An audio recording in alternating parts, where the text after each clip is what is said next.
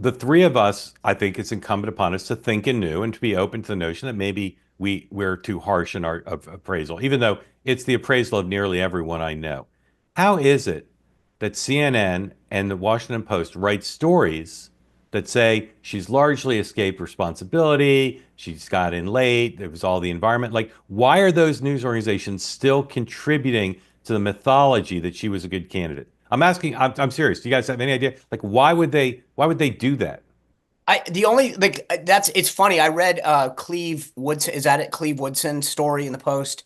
He's and it's Well, he didn't write the Kamala story. he The okay, Kamala so story, I think he wrote something else. He wrote like a Biden story, I think. right, The Kamala okay. story was written by uh, Maeve Reston and Ashley Parker. I mean, I think part of it is But that what's these guys, but what's in it? What's in it for a report? I'm asking the only seriously. thing What's is in that it for the? they have to admit they were wrong, right? So the reporters that bought into it, the Ashley Parkers and everyone else from the Washington Post, the New York Times, at some point they have to say, I was wrong. I touted her prowess. I said their campaign ground game was excellent. I said that Trump sucked. And so to write a story that says she was bad is in direct contradiction to what I wrote earlier this campaign. And I think that it's a hard hill to climb if you're one of them. I also just think that there's a feeling in the party that like we're in the wilderness, we got our butts kicked, and like Trump's dominating right now, and then we'll kind of deal with the future in the new year. And nobody kind of wants to pile on her. And even the Biden criticism, I think, is actually fairly soft right now.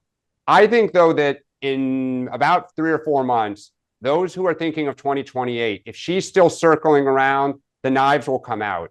And I think you will see stories that are, handed to news organizations where people will go on background, if not on the record, and they will start systematically trying to take her down. And I think so. Right now, if you're a reporter, you got to get people to be willing to either go on the record or enough people on background to trash her. And I just get the sense nobody wants to do that. They just don't have the stomach to do it right now. Why do I hear from so many people Oh, who so do just say, I. well, I know, but I mean, why can't these reporters find those people not to gratuitously trash her, but I mean, these stories are so unrepresentative of what I believe the reality is of how she's perceived by donors. And so, for instance, Dan, you said if she runs for governor, she'll be challenged. Those stories basically say the field will be cleared for her. Totally. No, I think I look, I hear from a lot of people, including folks on that campaign, who, I've talked about this before. I took a lot of heat the last year, who have now said, yeah, you were right. And,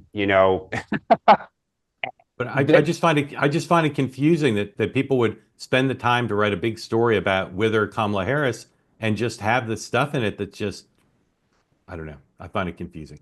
All well, and right. I can also say, look, we mock a little bit of like, she's doing lots of meetings and private events and nothing is public. She is holding a ton of private meetings and celebrate and thank you events almost daily here. And I know people who have been there and have talked to her, and she makes remarks at these events, and she hangs around the rope line with Doug Emhoff, and they talk for a while. And she's definitely saying like, I'm trying to figure out what to do, and Yeah. but she still speaks in platitudes and still speaks in just this kind of hopey, aspirational, and a lot of these, not a lot, some of these people leave just shaking their heads still.